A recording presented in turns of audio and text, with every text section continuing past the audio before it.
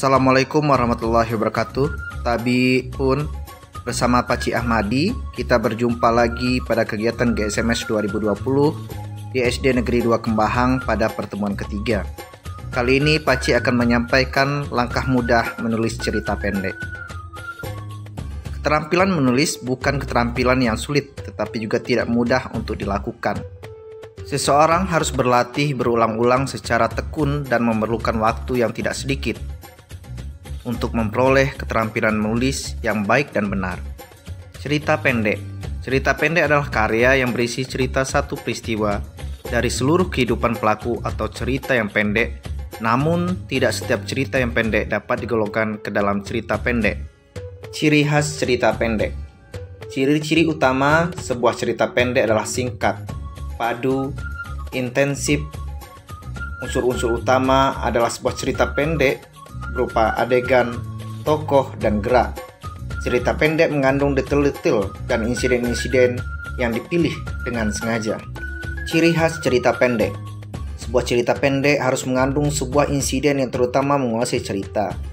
Cerita pendek harus mempunyai satu efek atau kesan yang menarik. Cerita pendek memberikan satu kebulatan efek. Selanjutnya, kriteria cerpen yang baik. Cerpen yang baik akan memberi dunia yang mengesankan. Cerpen yang baik bukan berarti bahwa pengarang menyudahi ceritanya dengan kebahagiaan belaka. Di dalam cerita pendek akan ditemukan sebuah perkembangan batin si tokoh utama. Cerita pendek yang baik tentunya memiliki judul yang baik. Kebaikannya itu berkaitan dalam kaitannya dengan isi. Cerita pendek yang baik tentulah cerpen yang hidup di dalam imajinasi pengarang. Berikutnya, unsur pembangun cerpen. Cerpen tersusun atas unsur-unsur pembangun cerita yang saling berkaitan erat antara satu dengan yang lainnya.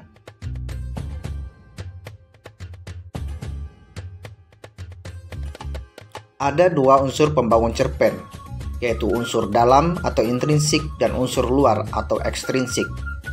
Unsur intrinsik yang terdiri dari tema, tokoh, latar cerita, alur, sudut pandang, gaya bahasa, dan amanat.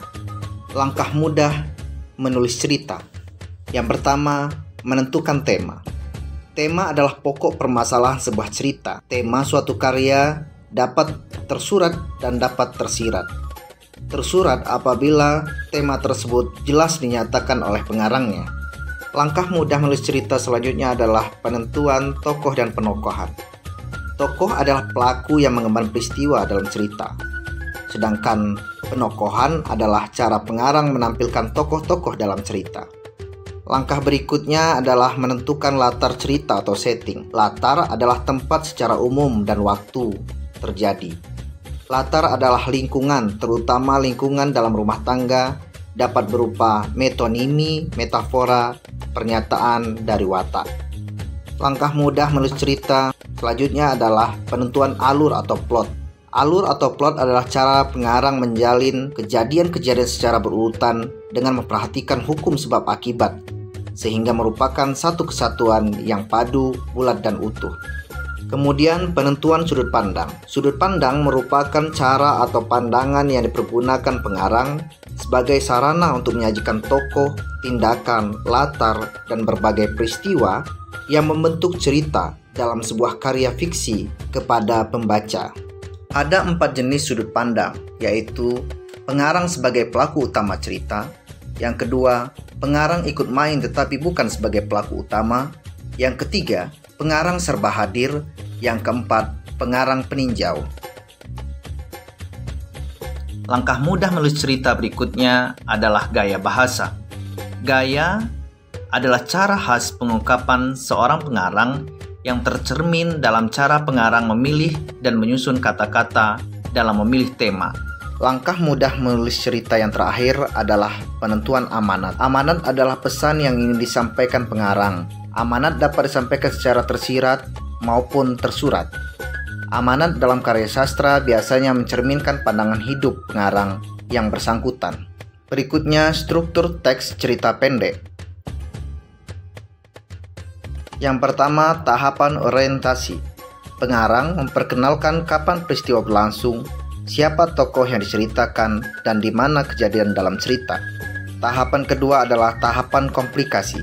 Pada bagian ini diuraikan masalah apa yang terjadi dan mengapa masalah tersebut terjadi. Selanjutnya, atau yang terakhir, tahapan resolusi. Pada bagian ini, berakhirnya cerita dengan teratasi masalah yang terjadi dalam cerita. Manfaat menulis cerita pendek menurut Percy antara lain sarana pengungkapan diri, sarana pemahaman, sarana untuk mengembangkan suatu pemahaman dan kemampuan menggunakan bahasa. Inilah langkah-langkah mudah menulis cerita pendek yang bisa Pacik sampaikan pada pertemuan ketiga ini. Semoga bermanfaat. Tidak ada yang menyalahkan tulisanmu, karena semua itu adalah karya dari hatimu. Dari SD Negeri 2 Kembahang untuk Lampung Barat, hebat.